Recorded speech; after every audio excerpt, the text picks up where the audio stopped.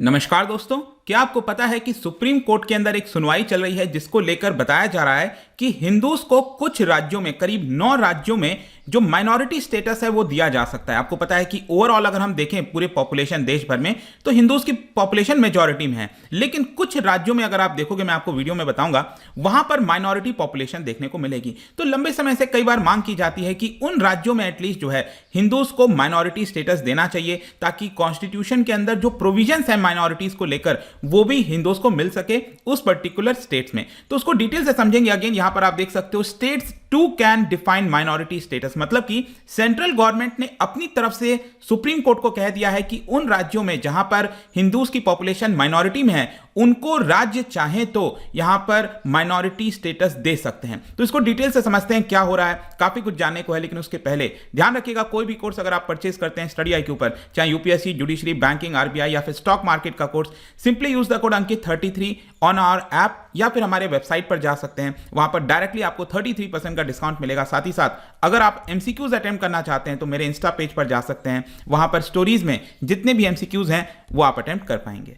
तो चलिए सबसे पहले हम यहां पर देखेंगे अभी एग्जैक्टली हो क्या रहा है। देखिए, सुप्रीम कोर्ट के अंदर एक पिटीशन गया है, मैं आपको बताऊंगा कि क्या है वो चीज, लेकिन उसके अंदर सेंट्रल गवर्नमेंट ने अपनी तरफ से बोला है, मतलब सुप्रीम कोर्ट ने सेंट्रल गवर्नमेंट से पूछा था कि आपका क्या है इस चीज को लेकर, आप किस पोजीशन पर हो, क्या हिंदूज को माइनॉरिटी का स्टेटस मिलना चाहिए उन राज्यों में जहां पर वो माइनॉरिटीज में है। तो सेंट्रल गवर्नमेंट ने अपनी तरफ से अभी संडे को ही बोला है कि बिल्कुल यहां पर उनको अनुमति दे देनी चाहिए अगर राज्य चाहे तो। ध्यान रखिएगा, सेंट्रल गवर्नमेंट ने अपनी तरफ से बोल दिया है कि हां चाहे तो दे सकते हैं, लेकिन उसका डिसीजन राज्यों को लेना होगा। तो क्वेश्चन यहां पर यह भी आ रहा था कि ये जो पावर है ना कि किसी को माइनॉरिटी स्टेटस देना, ये पावर किसके पास होती है। देखो, सेंट्रल गवर्नमेंट अगर आप देखोगे तो अभी तक इन्होंने करीब 6 ऐसे कम्युनिटीज हैं जिनको माइनॉरिटी स्टेटस दिया हुआ है, जैसे Muslims, Christians, Sikh, Buddhist, Parsis, Jain. ऐसा सेंट्रल गवर्नमेंट ने कहा कि हमने 6 को दे रखा है, ये पूरे देश भर को लेकर है। लेकिन यहां पर जो पीआईएल डाला गया है वो कुछ राज्यों के लिए डाला गया है। तो अगर आप देखोगे ना कि माइनॉरिटी स्टेटस किसको देना चाहिए नहीं देना चाहिए, ये आपको हमारे संविधान का जो 7th शेड्यूल है जिसमें लिस्ट है यूनियन लिस्ट, स्टेट लिस्ट, उसके अंदर एक और लिस्ट है कॉन्करेंट लिस्ट, जिसमें राज्य और सेंट्रल गवर्नमेंट दोनों डिसीजन ले सकते हैं। तो ये वाला जो चीज है ना माइनॉरिटी स्टेटस देने वाला, ये कॉन्करेंट लिस्ट में आपको देखने को मिलेगा, जहां पर राज्य और केंद्र सरकार दोनों के पास पावर होती है, या तो रिलीजियस बेसिस पर या फिर लिंग्विस्टिक बेसिस पर वो माइनॉरिटी स्टेटस दे सकते हैं। फॉर एग्जांपल मैं आपको बताता हूं, महाराष्ट्र के अंदर आपको पता है ज्यूस, उनको महाराष्ट्र सरकार ने माइनॉरिटी कम्युनिटी का स्टेटस दिया हुआ है। ध्यान रखिएगा, ये सेंट्रल गवर्नमेंट ने नहीं दिया है, सेंट्रल गवर्नमेंट ने इन्हीं 6 कम्युनिटी को यहां पर माइनॉरिटी स्टेटस दिया है, लेकिन ज्यूस को जो है वो सिर्फ महाराष्ट्र के अंदर महाराष्ट्र सरकार की तरफ से माइनॉरिटी कम्युनिटी का दर्जा मिला हुआ है। तो ये तो रिलीजियस बेसिस पर हो गया। वैसे ही अगर आप देखोगे लिंग्विस्टिक बेसिस पर, जैसे कर्नाटका गवर्नमेंट है, उन्होंने उर्दू, तेलुगु, तमिल, मलयालम, मराठी, तुलु, ये कई सारे जो लैंग्वेजेस है ना उनसे रिलेटेड जो लोग हैं उनको माइनॉरिटी स्टेटस दिया हुआ है। तो अब मैं आता हूं कि ये पूरा केस हुआ क्या है। देखो, एक बीजेपी की लीडर आप कह सकते हो और एडवोकेट भी हैं, अश्विनी उपाध्याय, वो चले गए सुप्रीम कोर्ट के अंदर और उन्होंने कहा कि अगर हम 2011 के सेंसस के हिसाब से देखें तो करीब 9 ऐसे राज्य हैं। देखो यहां पर आप देख पाओगे, लक्षद्वीप हो गया, 2.5% पॉपुलेशन है सिर्फ हिंदूज की वहां पर, मिजोरम के अंदर 2.75% है, नागालैंड के अंदर 8.75%, मेघालय के अंदर 11%, जम्मू कश्मीर में 20%। अब देखो जम्मू कश्मीर तो 2 में बढ़ गया है, लद्दाख और जम्मू कश्मीर। तो लद्दाख में आप देखो तो 1% भी नहीं है वहां पर हिंदूज की पॉपुलेशन। जम्मू कश्मीर में अगेन काफी कम है, 27-28%। तो आंध्र प्रदेश हो गया, मणिपुर हो गया, कई जगह अगर आप देखोगे तो यहां पर जो हिंदूज की पॉपुलेशन है वो कम है। तो ये 9 राज्यों में वो चाहते थे कि माइनॉरिटी स्टेटस का दर्जा मिले हिंदूज को, क्योंकि यहां पर माइनॉरिटी स्टेटस का दर्जा मिलने से जो संविधान के अंदर जो बेनिफिट्स हैं उन लोगों को वो यहां पर दिए जाते हैं, जो कि इन लोगों को नहीं मिल पाता। ये जो अश्विनी उपाध्याय हैं, उन्होंने अपना जो केस है ना उसके अंदर कुछ पहले के जो सुप्रीम कोर्ट के रूलिंग्स हैं, जैसे 2002 की रूलिंग थी कुछ, फिर 2005 में कुछ डिसीजन आया था, उसके बेसिस पर अपना पिटीशन डाला।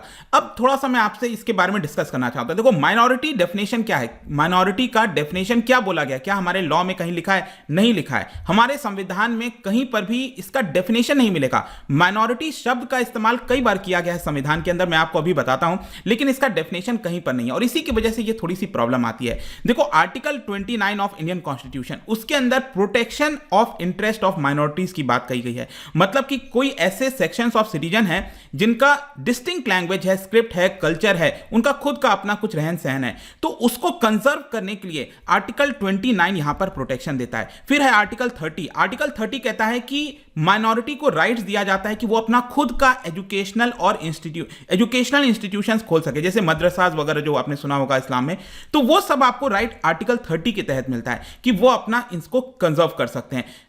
और इसी प्रकार से और भी आपको चीजें देखने को मिलेंगी माइनॉरिटी से रिलेटेड हमारे संविधान में। आई होप कि आपको समझ में आया होगा कि एक स्पेसिफिक डेफिनेशन नहीं है, लेकिन माइनॉरिटी का शब्द का जो इस्तेमाल है वो किया गया है कि माइनॉरिटीज को ये मिलना चाहिए, माइनॉरिटीज अपना कंजर्व कर सकते हैं। लेकिन कौन होगा माइनॉरिटी, ये क्लियर कट डेफिनेशन संविधान के अंदर नहीं है। तो क्वेश्चन ये आता है फिर ये डिसाइड कौन करता है। देखो, ये जो माइनॉरिटी होगा कौन, ये डिसाइड किया जाता है under national minorities commission act 1992। इसके अंदर सेक्शन 2C है, उसी के तहत यहां पर जो कम्युनिटीज हैं उनको माइनॉरिटी जो है वो डिक्लेयर कर दिया जाता है। और इसी हिसाब से आप देख सकते हो कि 1993 में सेंट्रल गवर्नमेंट ने 23 अक्टूबर को 5 कम्युनिटीज को माइनॉरिटी स्टेटस दिया था, Muslims, Christian, Sikh, Buddhist, Parsis. और आगे चलकर 2014 में जैन को भी यहां पर माइनॉरिटी स्टेटस मिल गया था। आई एम श्योर आपको याद होगा उस समय 2014 में काफी चर्चा हुई थी कि क्या जेन्स को माइनॉरिटी स्टेटस मिलना चाहिए, नहीं मिलना चाहिए, क्योंकि ये एक समृद्ध कम्युनिटी है। तो इसको लेकर चर्चा हो रही थी। तो ये टोटल 6 हैं जो कि सेंट्रल गवर्नमेंट ने ये नेशनल माइनॉरिटीज कमीशन एक्ट के तहत यहां पर